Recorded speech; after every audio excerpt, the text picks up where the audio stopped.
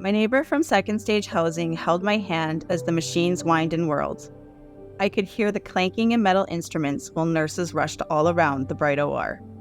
Against the hustle and bustle, my neighbor joyfully chatted with the surgeon, joking about how prepared I was for my baby girl. That I was so prepared I had bought a boy's onesie just in case. At that very moment, the surgeon excitedly exclaimed, "Did someone say boy?"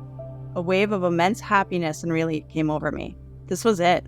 I'm a mom, and it is a boy. We returned to my little temporary apartment after a few days in the NICU. It was old and outdated, but it was ours, and it felt like home. It wasn't long after that the panic would take over with endless nights of crying and full body rashes after every meal that would return us to the hospital.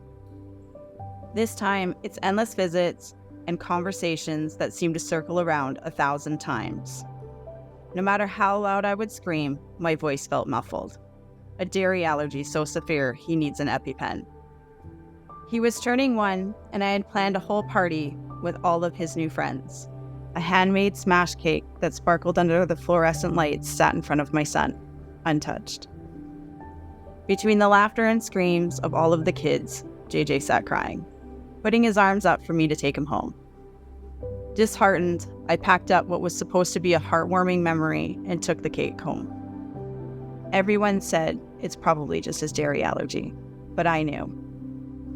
We spent months navigating the medical system to get a diagnosis. For his final appointments, we drove 6 hours for each one. Sitting in the back of a stranger's car, I wondered if I was wrong and if all of this effort was just me overthinking. I sat in an underwhelming office, sinking into the couch that so many other parents had before me. I watched nervously while JJ was asked to do what seemed like 100 tasks that he didn't seem to want to do. At the end of the appointment, I was finally validated with my concerns. I was handed a blue binder while the psychologist explained that he is autistic. I was numb and felt completely disassociated.